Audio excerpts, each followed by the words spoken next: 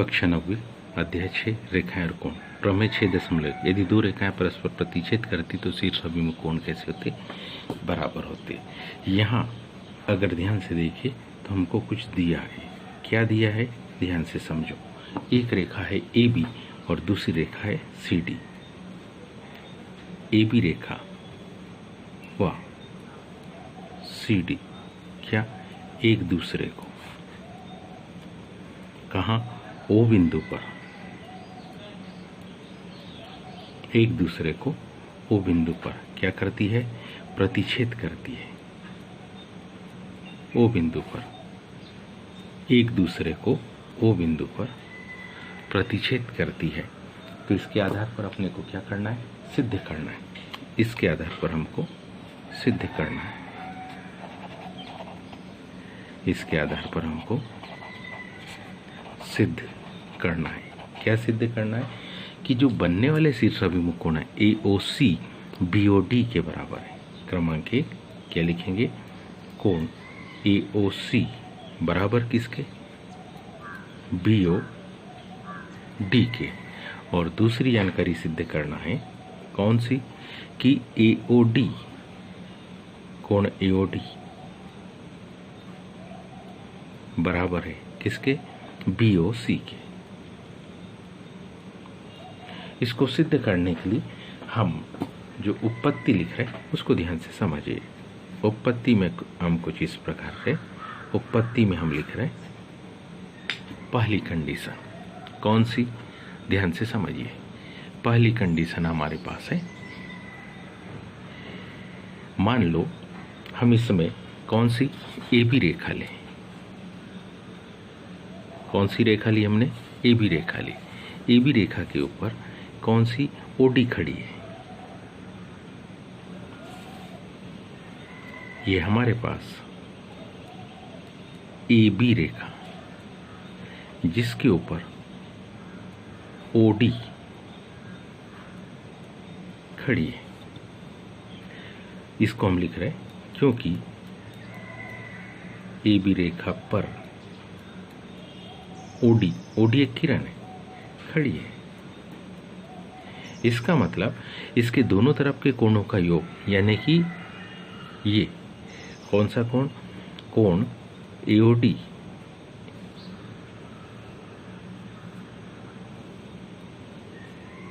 धन कोण BOD, इन दोनों को जब जोड़ेंगे तो मान कितना आएगा? 180 अंश, जिसको हम कह रहे हैं समीकरण नंबर 1। इसको हम लिखते कौन से नियम से? रेखी युग्म अभिग्रहित। एक सीधी सरल रेखा पर खड़ी रेखा के दोनों तरफ बनने वाले कोणों का योग 180 अंश होता है।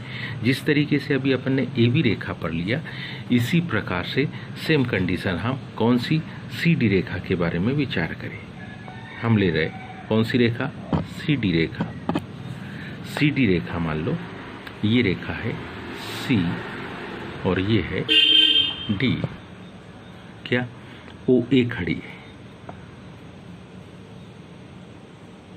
इसी प्रकार हम लिख सकते हैं CD रेखा पर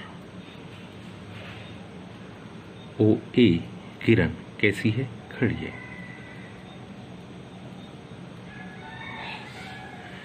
तो दोनों तरफ बनने वाले कोणों का योग कौन कौन से कोण?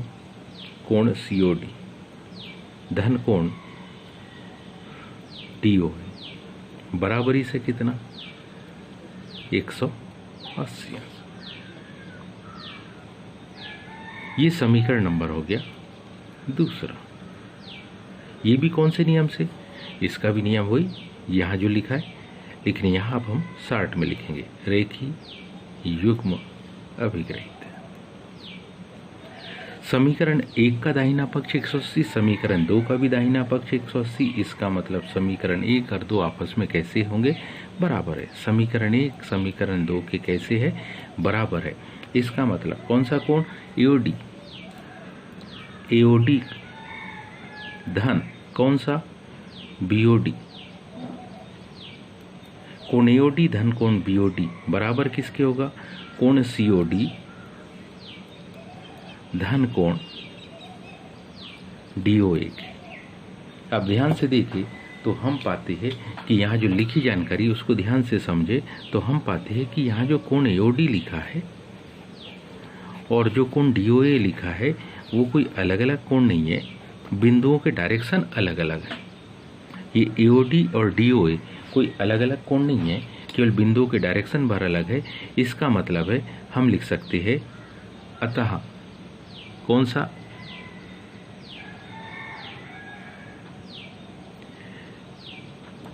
सॉरी, यहां पर होगा COA। यहां क्या होगा? COA। COD तो एक सरल रेखा हो गई थी, कौन सा कोण? COA, ठीक है। तो यहाँ कोण होगा COA, धन कोण होगा DOA बराबरी से 180।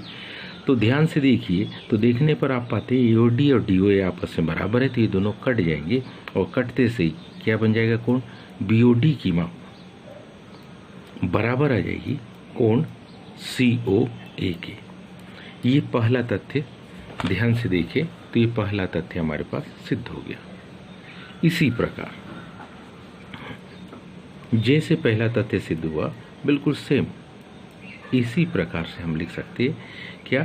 कि इसी प्रकार हम लिख सकते हैं कौन सा? कि AB रेखा पर ध्यान दीजिए, इसी प्रकार हम लिख सकते हैं कि हमारे पास यहाँ कौन सी AB रेखा है, इसके ऊपर OC, इसके ऊपर कौन सी? OC रेखा, OC किरण खड़ी है। तो हम जानते इसके दोनों तरफ के कोणों का योग भी 180 अंश होगा। तो इसी प्रकार हम लिखेंगे क्या? कोण AOC धन कोण BOC बराबरी से 180 अंश। ये समीकरण नंबर 3 जिसको हम लिखेंगे रेखीय युग्म अभिग्रहित। पुनः ध्यान दीजिए समीकरण 2 और समीकरण 3 आपस में कैसे होंगे? बराबर होंगे। समीकरण 2 बराबरी से समीकरण 3 के, क्योंकि दोनों के दाहिने पक्ष 180 है। तो हम लिख सकते हैं क्या? कोण COA धन कोण DOA बराबरी से कोण AOC धन कोण BOC। अगर ध्यान दिया जाए तो हम पाएंगे कि यहाँ पर भी ये दोनों कोण आपस में कौन कौन से? कोण COA और कोण AOC डायरेक्शन अलग अलग है लेकिन कोण तो दोनों समान है। अब इससे ये घट गया तो बचा क्या? बचा कोण DOA, बचा कोण DOA बराबरी से कोण BOC। तो ध्यान से देखिए यही तो अपने को सिद्ध करना था। तो सिद्ध करने का एक तथ्य हमारे पास कौन सा आ गया? एक तथ्य आ गया कौन सा? BOD बराबरी से कोण COA, और दूसरा तथ्य सिद्ध करने का हमारे पास आ गया DOA बराबरी से BOC। बिंदुओं के डायरेक्शन से ज़्यादा भ्रमित ना हो तो हम लिख सकते हैं अतः क्या हुआ? सिद्ध हुआ। उम्मीद है आप सभी को समझ में आया होगा। आज के लिए इतना ही। शेष कर धन्यवाद।